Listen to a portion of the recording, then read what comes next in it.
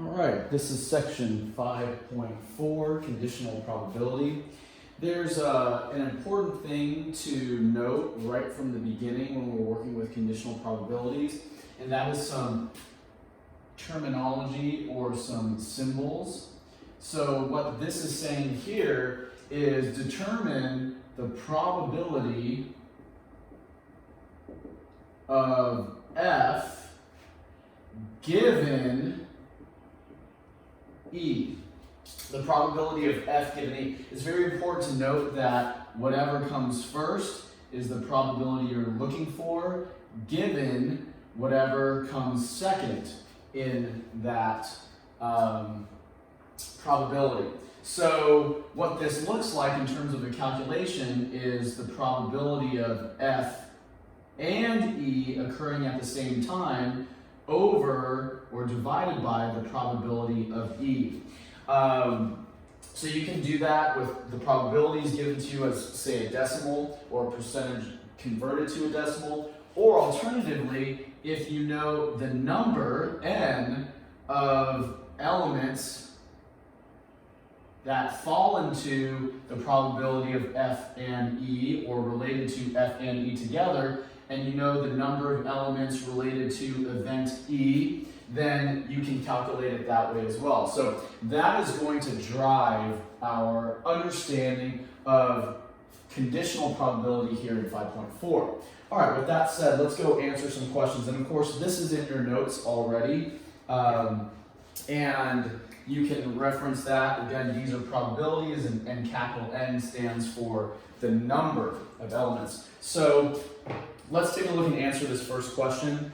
The notation P and in parentheses F, vertical bar E, means the probability of event F given event E. And so I just explained that, and there it is. Let's move on to the next one. All right, number 2. Suppose that E and F are two events, and that the probability of E and F, look, they're referring to this part right here. And again, if we kind of think back to what we did in 5.3, you can see the connection there, and 5.2. So the probability of E and F is 0.3, the probability of E is 0.5. What is the probability of F given E? Now, recall what we said earlier is that the probability of F, and let's actually write this out as a problem, given E is going to be what? The probability of F and E, which they give that to us. It doesn't matter that those are transposed or flipped. It's E and F or F and E. It's the same probability. However, what is critical here is that you note what the probability of E is. Now, if they didn't give that to you, we would be missing some information, but they give you that second component there, which is going to go in your denominator. And so 0.3 divided by 0.5, whatever that ends up being, and I need to grab my calculator.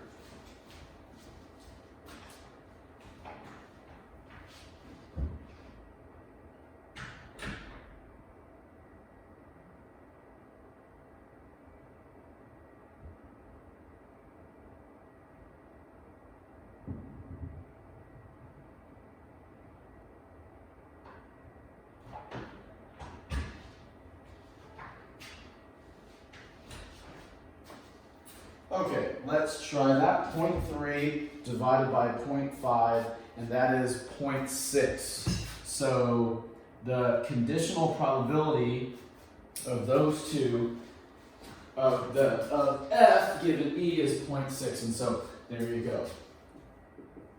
All right, let's move on to the next problem.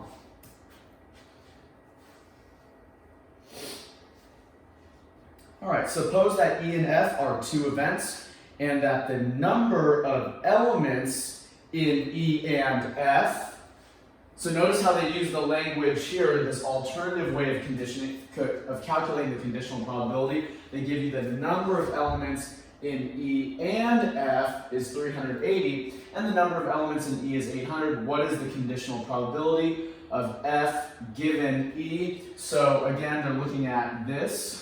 So same kind of setup, except instead of giving you the probabilities of those, they give you the quantities. And so N, the number of elements E and F, is 380.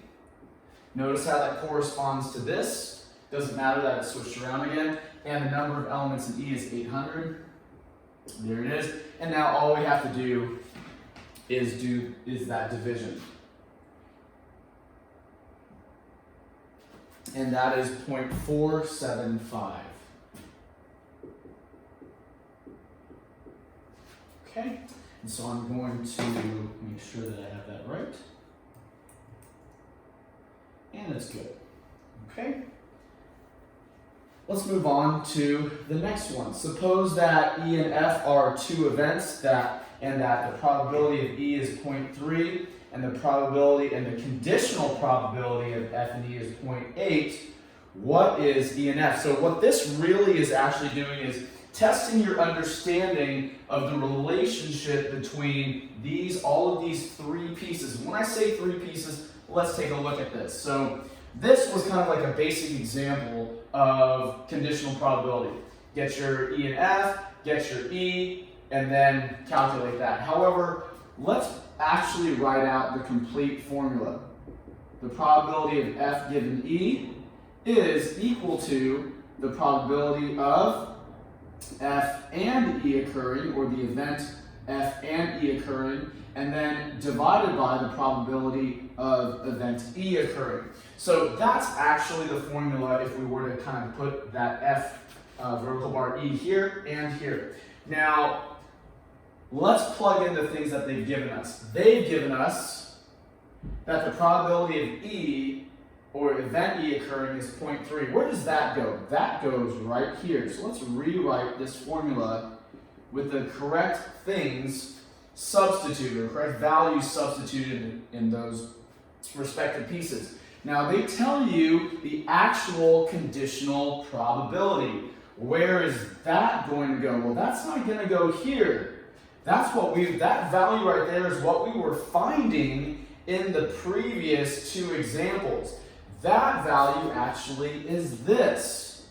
So 0.8 is the conditional probability of F given E. And so now the answer that we're seeking is the probability of event E and F occurring. So we're actually looking for this. Now, how do we go and figure that out? Well, that's pretty easy. We've done that before. But if you don't recall, it's simply multiplying both sides by that 0.3, getting rid of the fraction. So if I multiply this by 0.3 and I multiply this by 0.3, then of course the 0.3 is going to cancel over here, leaving me with what we are looking for, the probability of F and E, and then whatever this is, 0.3 times 0.8 is 0.24, and that should be my answer for what the probability of F and E should be, given that we know the conditional probability of 0.8 and we know the probability of event E occurring. Let's go check our answer.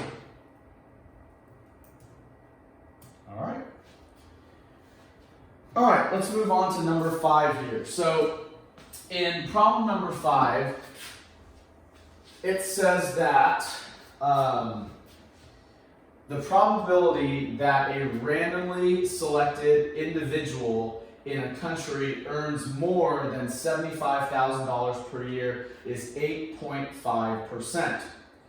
The probability that a randomly selected individual in the country earns more than $75,000 per year, given that the individual has earned a bachelor's degree, is 8.5%. Are the events earn more than $75,000 per year and earned a bachelor's degree independent? Let me erase this piece first so that we can see the entire answer selection. Now, if you were to just use some common sense here, and we know that we're kind of in college so that we can further ourselves, and one of the ways of furthering ourselves, it's not the only reason why you might be in college, but it's probably one of the primary reasons, but one of the ways and primary ways that you are furthering yourselves is financially. So earning a bachelor's degree may have some financial incentive to it, which means that I don't believe that these two events are independent.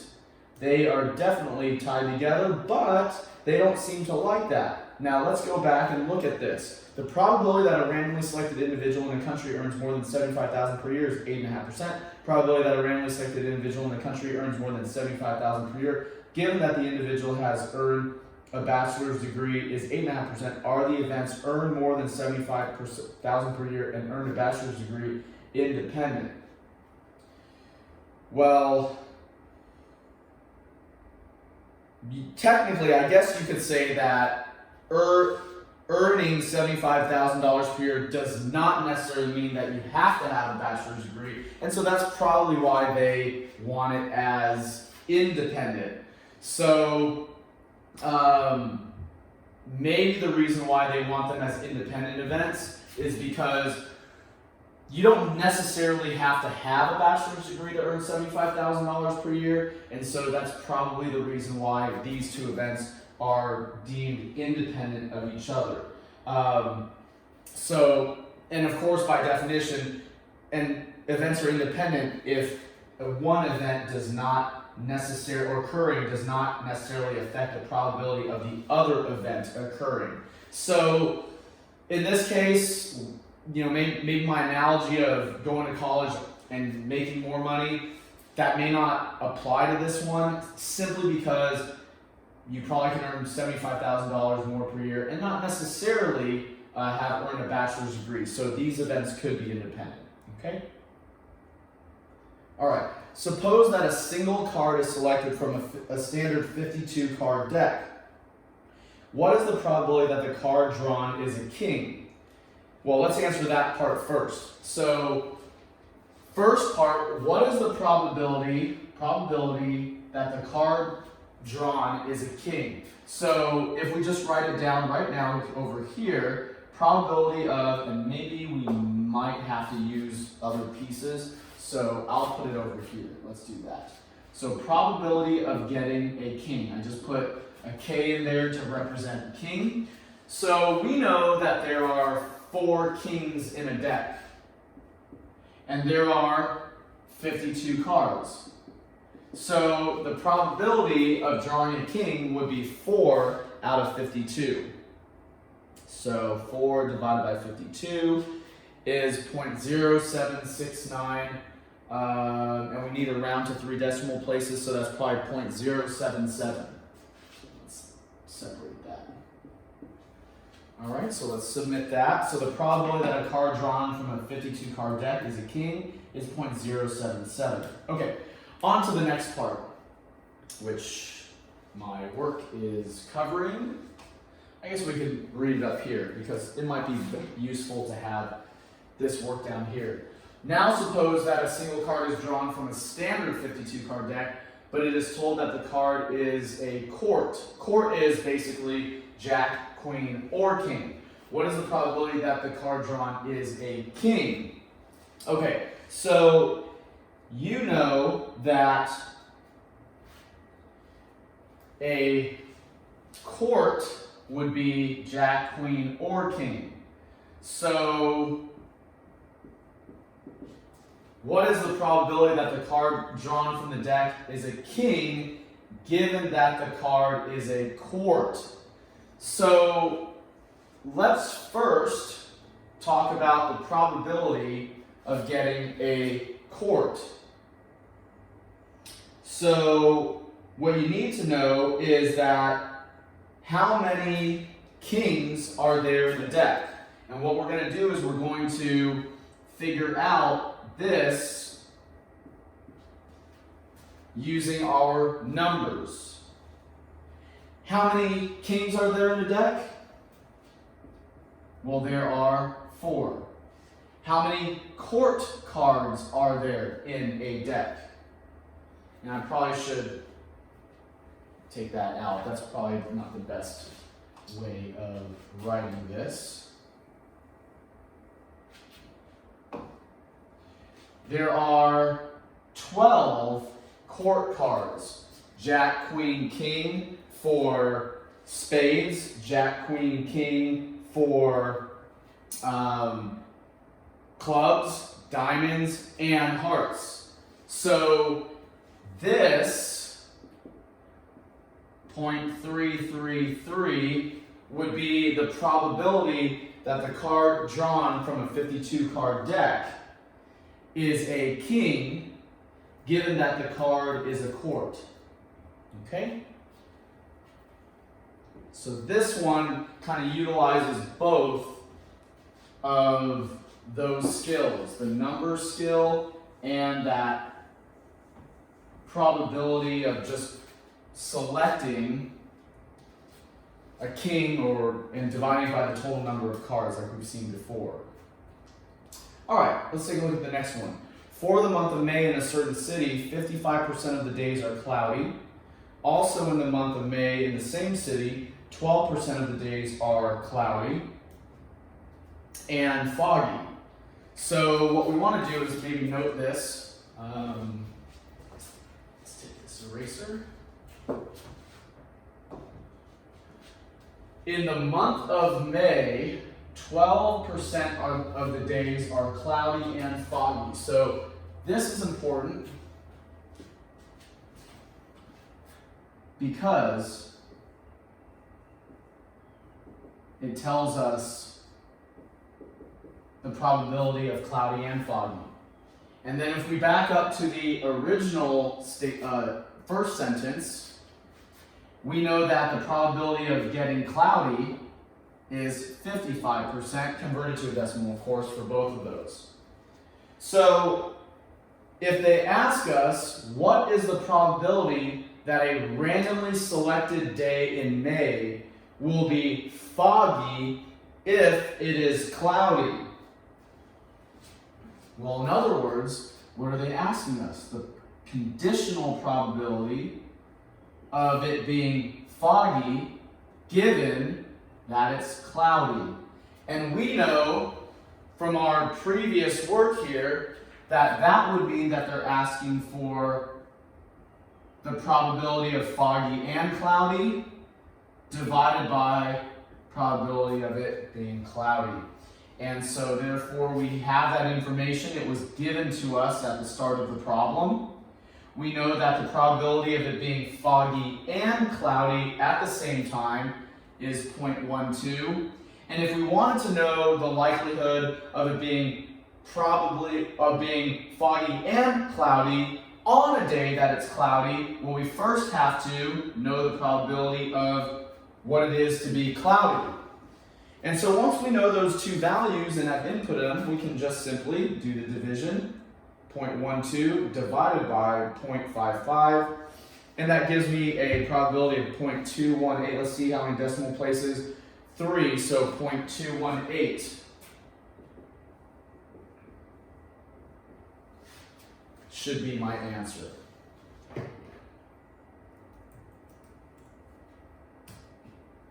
Okay. All right. Let's move on to the next one. According to a recent study, 9.5% of high school dropouts are 16 to 17-year-olds. So let's go ahead and start writing down information as opposed to reading it through and then putting it down. This is clearly going to be an important piece of information. So the probability of getting a high school dropout who's 16 to 17 is 0.095. So 9.5% converted to a decimal. Let's go further. 6.1% of these high school dropouts, or of high school dropouts, are white 16 to 17-year-olds. Notice what that does for you. That right there gives you two pieces of information. It adds to what you just got. So in other words, we have white and 16 to 17. Hopefully that kind of brings you back to that cloudy and foggy scenario. The 16 to 17 is like just the cloudy. the white and 16 to 17 is like cloudy and foggy. And of course, the percentage there needs to be converted to a decimal. Be really careful. Don't misplace your decimal point. Remember 2 to the left, not just 1. Easy to write 0.61 and 0.95 when in reality 2 to the left gives you those values there. With that said, we can pretty much expect what they're about to ask us. What is the probability that a randomly selected dropout is white, given that he or she is 16 to 17? Let's write this down properly, right? So there's the given information. Here we go. Probability. Let me move this up just a bit so I end up not running into the text there. The probability that the selected dropout is white, given that the person is 16 to 17. Isn't that consistent? Come back all the way to our original kind of template or formula or way to work through and think about conditional probabilities, and the probability of the person being white given that they're 16 to 17, first, second, there it is. So just kind of driving that point home. Well, do we have the information for that? Well, we need to have the information for white and 16 to 17, the probability of that. We need to have the probability for just being a high school dropout and being age 16 to 17. And do we have those pieces? Sure we do. There they are. And so we can substitute those in and calculate. So I've got 0.061, which is my probability of being white and 16 to 17. And then I've got my 0.095. And so that gives me a probability through 4 decimal places. Pay really close attention to your decimal places. It's changed. My last problems have been 3. Recall from a previous class that I made a huge mistake on decimal place rounding and it really impacted the problem. Pay attention to this. 0.6421 is my probability for this one. And there it is. So let's see what that looks like. And there it is. Okay. All right, let's move on to problem number 9. So in problem number 9, we're given a data set or a chart of some driving fatalities for a certain age, and it's related to gender and age, or connects gender and age. For this one, what I recommend us do is let's go ahead and pull this data set up on Excel. So as we're familiar with, we can pull the data set on Excel, okay, which I'm going to pull here.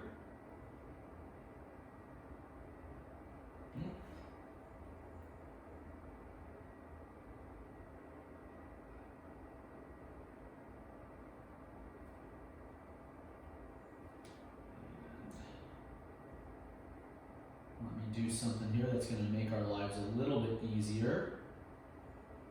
Okay, so I've got the data set pulled up, and then I've got the problem over here, and it's not the greatest. There we go, that's a lot better. Okay, now we've got both pieces of information ready or at hand, and so let's go answer some questions. You know what I'm going to do is I think we're already familiar with what's going on here. I'm not going to keep this here. Let's go ahead and erase this so that we have a little bit more room to work. And let's take a look. Let's answer some questions here given our data set. So it says the data represent the number of driving fatalities for a certain area by age for male and female. So as you can see here, we have the ages of the fatalities and the genders, okay? Let's keep going. what is the probability that a randomly selected driver fatality who was male was 16 to 20 years old? Okay, so what is the probability that a randomly selected driver fatality, okay, that's a given, male. And what else? 16 to 20 years old. So when you're doing this, first and foremost, what you're going to need to do is get some totals. So I would first get some totals, and you guys know how to do this.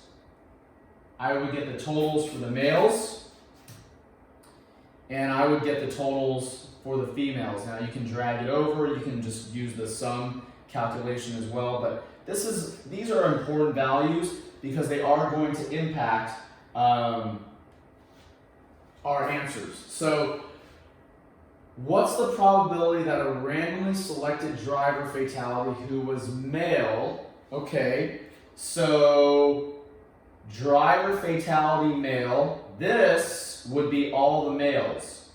So this 42,575 would be all of the males. And then was 16 to 20 years old. This right here, this 6,424 would be the 16 to 24-year-olds, 16 to 20-year-olds who died who were also male. So what is the probability that a randomly selected driver who was male was 16 to 20? Well, I think if we divide these two, we're going to be able to determine the probability of that. So I'm going to go ahead and do this, 16 to 20-year-olds who are male as well, divided by the total number of males, and round to 3 decimal places should be 0.151. And you can see why it was 0.151, because I rounded here to that 8 bumped it up. Okay? All right, let's take a look at part B.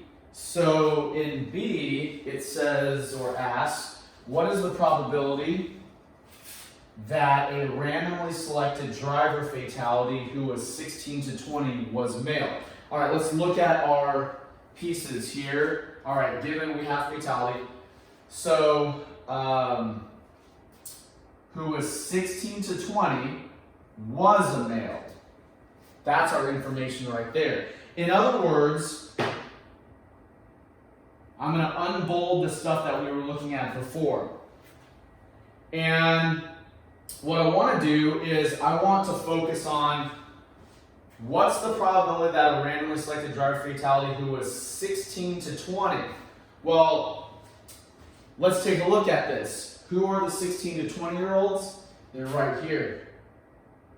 16 to 20-year-olds are right there. So they want to know what is the probability of these fatalities who were male and 16 to 20. So let's see here. We need to probably account for the male and females in that category of 16 to 20. That's an important number because those are all of the 16 to 20-year-olds who were in a driving fatality. And then we need to look at the males who were in that category. So I think we need to divide these two. And so let's see if that is what they want. It is. So how did we figure this out again? Well, we knew that they were honing in on the 16 to 20-year-old categories.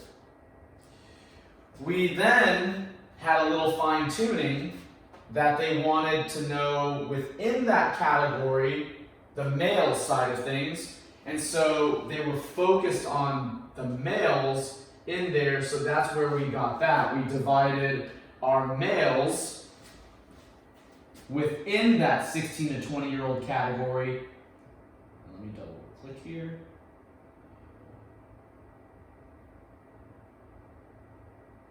By the total number of fatalities in that. So the males were the focal point, the general category or demographic of 16 to 20-year-olds, age demographic, and those two were divided. Okay? All right, so there it is. Let's take a look at the next part. And it says, is a victim of a fatal accident age 16 to 20 more likely to be male or female? So what we need to do is come back to our problem and come back to our previous part. Is a victim of a fatal accident age 16 to 20? So in other words, what they're doing is they're bringing us back to our problem that we just came from. Okay, that part B, not part A, part B.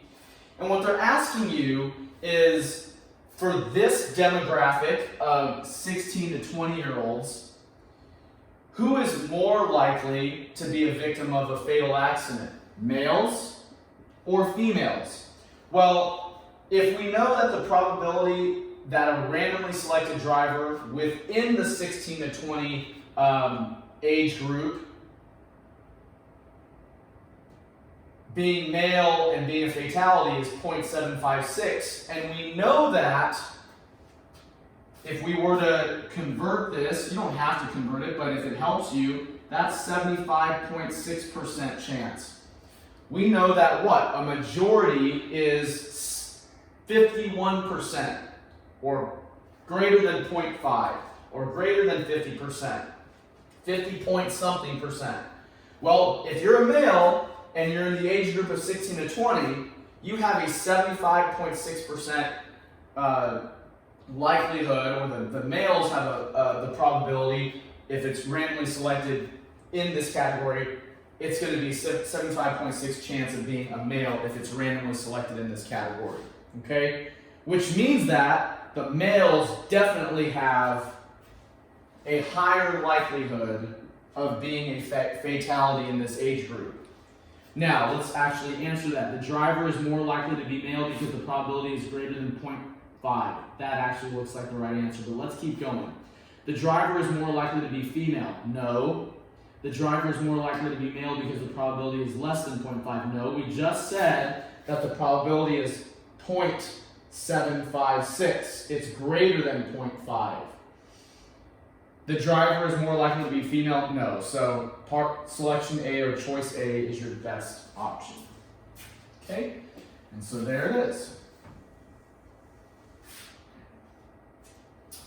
And so we move on to number 10. Okay, so I'm going to get rid of this and bring us back to here. Okay? Suppose you just received a shipment of 10 televisions. 3 of the televisions are defective. And then if 2 of the televisions are randomly selected, compute the probability that both televisions work. Okay, so this is actually a very unique problem. And I'm just going to kind of show you how to think through it. So first and foremost, we need to figure out the number of working televisions. Okay? So first and foremost, how many, and let me actually put this over here on the side. How many TVs are working? Well, they let us know that we received a shipment of 10. Okay? They also let us know that 3 are defective. So we have bad, there are 3. We have 10 total, okay? So if we have 3 that are bad and we have 10 total, that implies that we have 7 good TVs.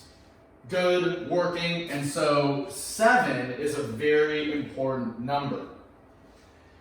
So make sure that you figure out how many of your TVs are defective, and of course you can just subtract that from the total. That tells you how many working good TVs there are.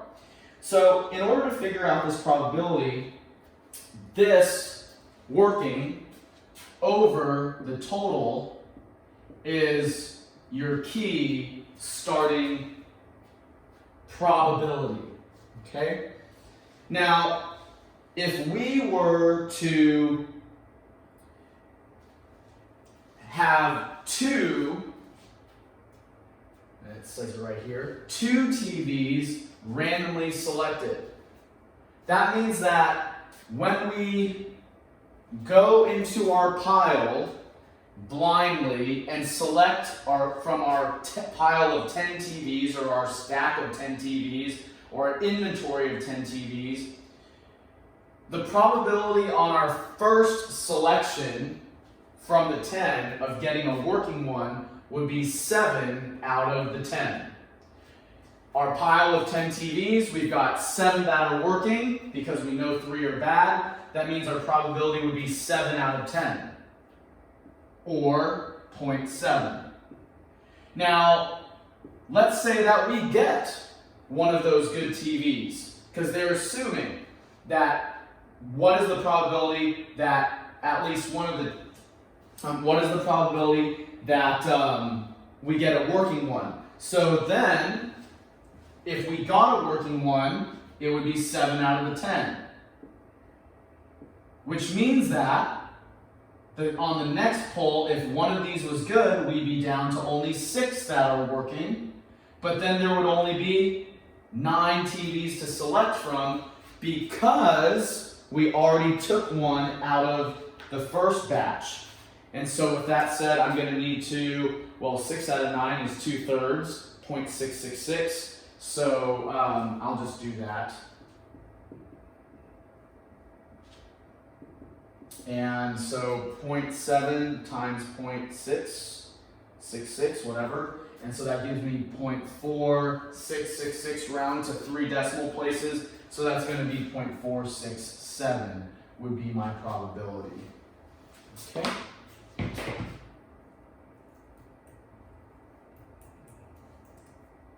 So the probability of pulling 2 televisions, both televisions that work, is 0.467. Because what we're assuming here is we're assuming that we got 7 that are, when we know 7 are working, we're assuming that we pull one of them that's working, then we're assuming that we pull another. This is all that we have to select from in a best case scenario.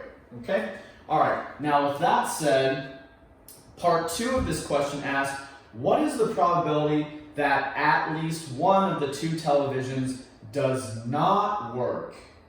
Well, what we just found, and this is related to our previous class, our previous section in 5.3, at least one, or one does not work. So notice this phrasing. This is the phrasing that we saw last class, and does not work. This is really important because what we had here is we just figured out the probability of both televisions working on our polls. So if we know this, and we want to know the probability of at least one of them not working, then what we simply do is utilize 1 minus the probability that 2 are working. Well, we know that the probability of both working, or 2 working, is 0.467, so we can simply subtract this, and then that is going to give us our answer. What's that going to be? 0.533 maybe? 0.533? I don't know. Didn't put it on my calculator. Let's take a look. All right, good. Okay, so there is the complete problem. Let's go back up. 0.533. There it is. Okay? All right, on to number 11.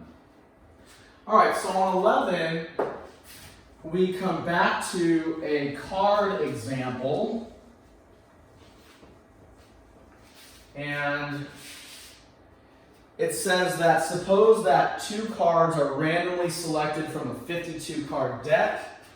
Okay, what is the probability that the first card is a king and the second card is a king if the sampling is done without replacement. So there's a really important piece here that is unique to each of the parts of this. This first part, part A, is without replacement. Part B is with replacement. We're going to do both, of course, and we want to understand the difference here. So let's kind of first go, hey, do you remember what we just did from the previous problem with the TVs? If you did, then this problem is very much like that. Let's take a look at it. So bring your knowledge from the previous problem with TVs over to this one. Suppose that 2 cards are randomly selected from a 52 card deck. Okay, with that said, what we're going to have is we're going to have a probability of our first card pull, and we're going to have a probability of our second card pull. Just like the TVs. Now, if you have 3 cards, you would have a third probability, or 4 cards, a fourth probability. It just depends on your scenario. So suppose that 2 cards are randomly selected from a 52 card deck. I have 2, you might have more than mine. What is the probability that the first card is a king? So we want to know the probability of getting a king. Well, how many kings are there in a deck? Well, there are 4. Your problem might be asking for something completely different. So what you want to do is just ask yourself, how many of your card are in that deck, or cards, whatever it happens to be asking. And then, of course, what is the total number of cards? Well, there's 52. So probability of me getting a king on the second one now takes us over here. So we're essentially asking to pull the same exact card. Well, recall from the previous problem with the TVs that if I get a king, then I'm now down to only 3 kings in the deck, and I am down to 51 cards. Now, this is a scenario that is known as without replacement. Why is it known as without replacement? Well, it's known as without replacement here in part A because when I pull that king, I don't put it back. So in other words, I don't reset my probabilities. My probabilities change because this one, its probability is dependent or conditioned upon this one occurring. So without replacement, this probability is going to impact this probability, or the second probability, and if you have a third or a fourth or a fifth, without replacement is certainly going to impact it. If I kept pulling kings, I would be taking away, since I'm not taking the card, looking at it, and putting it back in the deck, replacing it into the deck. So with that said, we can simply figure out our probabilities here. Note that they want 3 decimal places, so you can kind of do that in your initial calculation. 4 divided by 52 is 0.07692. I'm just going to use 5 decimal places for the time being, but I know my answer is going to be 3. Okay, and then 3 divided by 51, that's going to be 0.05882. Okay, so if I take those two and I multiply 0.07692 and multiply it by 0.05882, of course you could have used parentheses and put it in exactly parentheses 4 or 52, close parentheses, multiply, and so on. But if you don't want to, that's fine as well. So what is that probability? That's 0.0045, but I'm rounding to 3 decimal places. So my probability for part A is 0.005. Okay, so 0.005, and there it is. Okay, now on to the second part. So the second part says, what if this is same thing as done? First card king, second card hoping for a king, but with replacement. So if we take this over here, I know it's tough to see that, but you probably have your notes. Well, the first one is still going to be the same because why? Because it's the same scenario to start. We start brand new. What's the probability of getting a king? Well, it's 4 out of 52. Now, the second one is going to be different. I hope that you kind of can get an idea of what that's going to look like. If we pulled the card, got a king, and put it back, my probability would reset. And so when you're doing it with replacement, you would essentially have the exact same probability again. So this is where it's a little bit different from the without. So you can take this value right here and either square it or multiply it by itself again. And so that right there is going to give you your probability for selecting a king twice with replacement. And so for mine, that's 0.0059, which is 0.006 when rounded. So there it is.